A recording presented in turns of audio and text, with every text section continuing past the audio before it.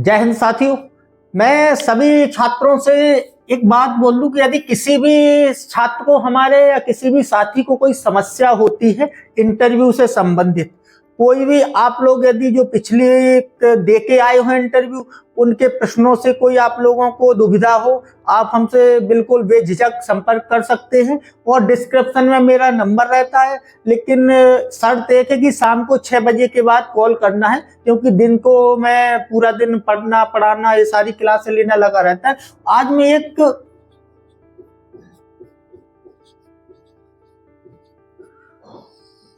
एक साइकोलॉजी का मैं प्रश्न ले रहा हूं कि सकारात्मकता क्या है, सकारात्मक कैसे बने आप, या सकारात्मक जीवन में कैसे रहें, या दूसरे व्यक्ति को आप सकारात्मक कैसे रखें, उसको जो नकारात्मक या जो भी वो पीड़ा से या जो भी तनाव से ग्रसित है उसको सकारात्मक कैसे बनाएं। तो ये हमारा प्रश्न है। इससे आप मेरे एक प्रश्न से साइकोलॉजी का पूरा अंदाजा अनुमान लगा लेना है आपको कि आखिर साइकोलॉजी है क्या, कैसे उनके प्रश्नों को समझना पड़ता है, और जब हम लोग उत्तर देते हैं तो उत्तर में हमको क्या देना है। उत्तर में आपसे अपेक्षा रहती है कि आप वो मूलभूत उस उत्तर में आपके शब्द हो जिसकी इन सारे चीजों से, इन मुद्दों से जुड़ाव हो, और 1 से 2 लाइन में आपका उत्तर खत्म हो जाता है। यही आपसे अपेक्षा की जाती है। आपको वहां टीचर बनने जाना नहीं है। तो इससे हम आप लोग समझ लेते हैं। पहले तो आपको जानना है कि सकारात्मकता क्या है। तो इसका एक मैं परिभाषा आपको बहुत सरल तरीके से, किसी भी चीज को लिख सकते हैं इसको, ठीक है।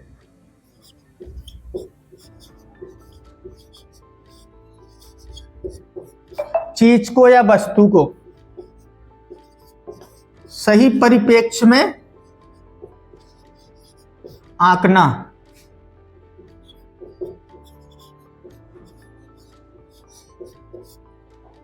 ठीक है, और सामर्थ्य और परिस्थिति के अनुसार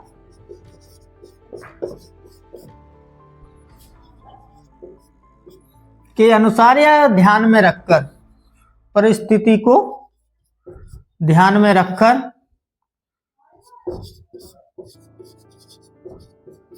रखते हुए जीवन जीना।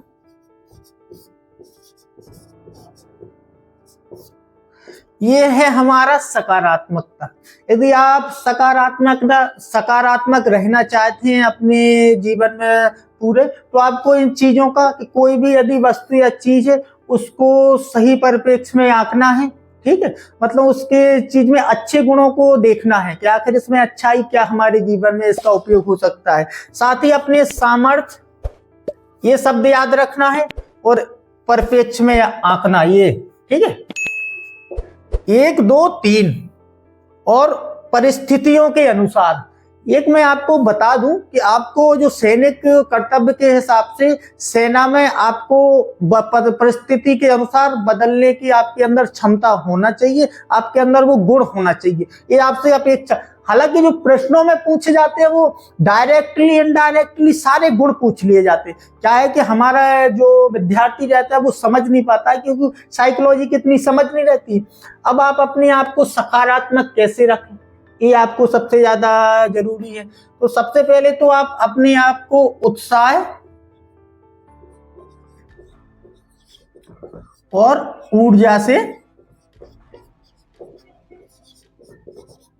भरपूर रखें। यदि आप किसी कार्य को करने जा रहे हैं तो आपके अंदर उत्साह और आपके अंदर वो एनर्जी हो, तो समझ लेना किसी ना किसी कार्य का फल जरूर मिलता है। हालांकि वो फल निर्भर करता है कि वो आपने किस प्रकृति में किया है, आपके करने की उस कार्य की प्रकृति क्या है। तो आपको उत्साह होना चाहिए, ऊर्जा। ये शब्दों को मैं आपको ज्यादा डायरेक्शन दे रहा हूं, इनको देखना है। ऐसे यदि आप एक लाइन बोल देते हैं ना, तो फिर आपका उत्तर बहुत प्रभावशाली होता है। उत्साह और ऊर्जा को यदि आप अंदर परमानेंट बना के रखते हैं तो आप समझ लेना आप सकारात्मक हैं किसी कार्य को लेकर। अब आते हैं हमारे दूसरा, एक कार्य में आपके अंदर लगन और जुनून होना चाहिए।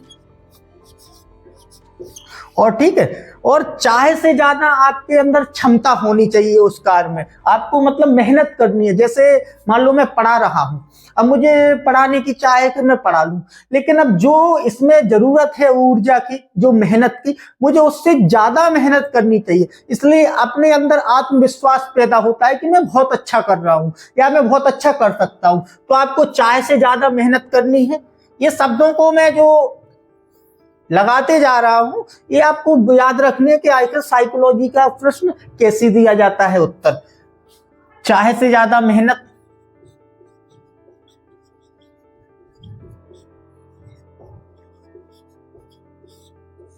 और इसमें एक मैं और बात बता दूं कि दो ऐसी चीजें हैं जिससे आप सकारात्मक की अपनी प्रामाणिकता दे सकते हैं कि मैं सकारात्मक हूं।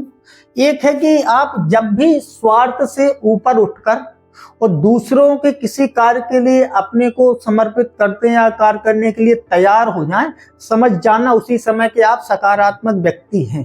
ठीक है, इन सारी चीजों को जो मैं सकारात्मक से ही आपका जुड़ता है आत्मविश्वास, और इसी से ही आपका आत्मबल मजबूत होता है।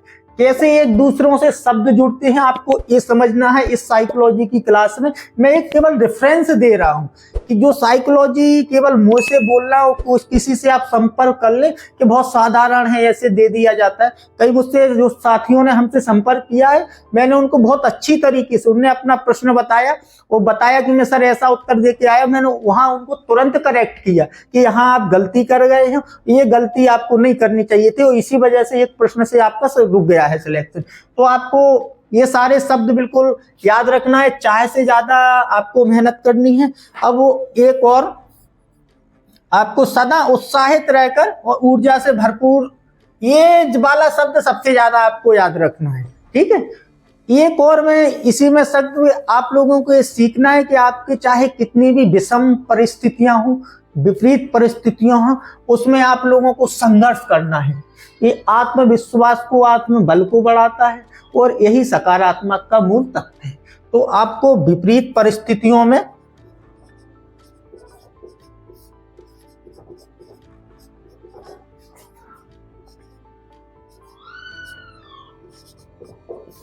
ज्यादा एक आध, यदि मेरे से गलती हो जाए कोई एक आध शब्द में, तो उसको छोटे बच्चों जैसी नहीं करना है। जरूर कमेंट कर दिया करो कि सर ये मिस्टेक हो रही है नाम में, या सुधार लिया करो जिसको भी जानकारी हो किसी, क्योंकि बोलने में ये बड़ा चैलेंजिंग है बोर्ड में कि सामने केवल कैमरा या मोबाइल रख के, वो बोर्ड में कोई है नहीं है कमरे में, ना सामने छात्र है, ना बीच में रुकने का मौका मिलता है। सीधे लगातार 20 से 25 मिनट, जैसे मुझसे कोई आप प्रवचन ही ले ले कि प्रवचन आपसे करवाए जाएंगे तो आपको 1.5 मिनट तक केवल धारा प्रवाह बोलना है, उसी में आपका सिलेक्शन निर्भर करता है। लेकिन आप बोल कैसे पाते हैं जब आपके पास मटेरियल हो? जब तो आप धारा प्रवाह बोलेंगे और मटेरियल ही नहीं है तो फिर आप बोलेंगे कैसे? तो इन सारी चीजों को आप मुझसे लगा सकते हैं कि मैं पढ़ाई तो, हालांकि अध्ययन काफी दिनों से, मुझे 5-6 साल का अनुभव है, लेकिन मैंने पढ़ाना नहीं, और पढ़ाना बहुत बड़ा चैलेंज है कि जब कोई हो ना और आपको धारा प्रवाह एक तरफा 20 से 25 मिनट या 15 मिनट से 20 मिनट तक की क्लास लेना हो, तो एक बहुत बड़ा चैलेंज है। और एक एक शब्दों को आपको याद रख लेना है। यदि आपको सकारात्मक पूछ लिया जाए कि आप सकारात्मक कैसे रहें, सकारात्मक यदि आपको रखना है किसी को, तो उसको कैसे आप, किन पर आपको, हाँ जाके यही डिमांड है कि आप पहले तो परखें। जैसे मैं अलग से क्लास नहीं ले पा रहा हूं, लेकिन रेफरेंस दे रहा हूं। सेना में सबसे बड़ी सैनिकों में चुनौती अभी है कि नशे की लत लग रही है, नशे की आदी है। अब इस नशे की लत में आप कैसे छुड़ाएं? समस्या क्या है कि नशे की लत छुड़ाने के लिए आप ऑनलाइन तरीके से ढूंढ लेना, सारे वहां बता देना, लेकिन उनको पता है कि प्रैक्टिकली आपका उत्तर नहीं है, वो आपने ऐसे नहीं छुड़ा सकते। इनको सबसे अच्छा आप लोग सोच के हैं कि आखिर क्या स्थिति होगी। तो इन चीजों में आप जैसे ही शुरुआत सोच लेते हैं, मैं इसलिए इसी में दे रहा हूँ रेफरेंस कि शायद मुझे क्लास उतना लेने का मौका नहीं मिलेगा। हालांकि मैं जबलपुर में कोशिश करूंगा, वहां बोर्ड और ये सारा कुछ नहीं होगी व्यवस्था कि आपकी मैं क्लास बिल्कुल रूटीन में रखूं, कंटिन्यू लेता रहूं। तो इसमें सबसे पहले कि आपको हम लोगों को चेक करना है कि जैसे वो पूछे कि नशे की लत की सबसे ज्यादा चुनौतियां हैं, आप इनको कैसे चुनौतियों का सामना करेंगे, कैसे उनकी जो हमारी नशे की आदत है वो बदलेंगी। तो सबसे पहले आप लोगों को जाना है उसकी मूल प्रकृति में कि आखिर पहले आपको उस जवान का देखना है कि ये नशा या नशे की लत आदि कैसे हुआ, या क्या ऐसी मतलब तनाव था या कौन सी ऐसी परिस्थिति थी, कोई पारिवारिक परिस्थिति है या कोई हमारी सेना में किसी अधिकारी से भी या कोई तनाव हो रहा है या उसके साथियों से हो रहा है। तो पहले हम लोगों को प्रकृति जान लेनी है, फिर उसके हिसाब से हम लोगों को सामने वाले सैनिक को मतलब सुधारने का जो हम लोगों को कोशिश है वो करनी है। तो इन सारी चीजों को इसमें आपकी एक प्रामाणिकता आ जाती है कि अनुभव है, प्रैक्टिकली अनुभव है, और ये इसमें गुण है कि जो ये मार्गदर्शन कर सकता है सेना में सैनिकों को। तो इन सारी चीजों को आप सकारात्मक में यदि गिनाना चाहें तो पहले तो आप लोगों को सामर्थ्य आंकना है अपना, फिर परिस्थिति और सामर्थ्य को ध्यान में रखकर अपना व्यवहार करना है, कार्य करना है। ठीक है, उत्साह ऊर्जा से बिल्कुल भरपूर रहना है। उत्साह ऊर्जा यदि आपके अंदर रहेगी तो आपका किसी काम में आत्मविश्वास बढ़ेगा कि मैं कर लूंगा। ये दूसरा शब्द हो गया है। आपको विपरीत परिस्थितियों में आपको कार्य करने की क्षमता होनी चाहिए, लगन और जुनून कार्य में आपका होना चाहिए, चाह और मेहनत, जितनी आपकी चाह है किसी कार्य की उससे ज्यादा आपको मेहनत आनी चाहिए, या आप मेहनत करने की कोशिश करें। समझ लो आप सकारात्मक हैं और अपने स्वार्थ से ऊपर उठकर किसी दूसरे के कार्य के लिए आप तैयार होते हैं, तो उसमें सीधा हो जाता है कि आप मतलब आत्मविश्वासी हैं, आपका आत्मबल बढ़ रहा है। तो ये नीचे वाला बिंदु है सकारात्मक, यहाँ फिर आत्मविश्वास आ जाता है और फिर इसके आगे आत्मबल आ जाता है। तो ये मैं रेफरेंस दे दिया हूँ कि प्रश्न अधिकतर जो सामान्यता रहता है कि आप सकारात्मक कैसे रहें, आपको सकारात्मक कैसे रहना है, सकारात्मकता क्या है, आप दूसरों को सकारात्मक कैसे रखें। तो इन सारे प्रश्नों का आपको जवाब एक दूसरे से जोड़ ले। तो कोई भी ऐसा शब्द या कोई ऐसी लाइन महत्वपूर्ण छूट जाती है तो मैं आप लोगों को जरूर उसको या तो नेक्स्ट क्लास में जोड़ दिया करूंगा या उसी में कोशिश करूंगा कि दोबारा से मैं जोड़ सकूं। आप लोगों को साइकोलॉजी वाले प्रश्न में यदि आपके पास कोई महापुरुष, स्वतंत्रता सेनानी या कोई ऐसे जो ज्यादा महान ख्याति लेखक की हो या कोई ज्यादा विशेषज्ञ हो, उसने कोई रिसर्च की हो, ऐसी चीजें यदि आप जोड़ सके तो आपका उत्तर और अच्छा लगता है। तो आप लोगों को एक महात्मा गांधी जी का एक कोड करना है सकारात्मकता में। उनका कहना था कि यदि जब आप नकारात्मक या तनाव में होने लगे ना तो सबसे पहले या दुखी हो, ये शब्द थोड़ा सुनते चलना है, या दुखी हो तो आपको अपने से नीचे वालों को देखना है, ऊपर वालों को देखकर अपने आप का आकलन नहीं करना है, क्योंकि सभी लोगों की परिस्थितियां अलग अलग होती हैं और कौन कैसी परिस्थिति में अपना काम कर लेता है उसके वो उस पर डिपेंड करता है।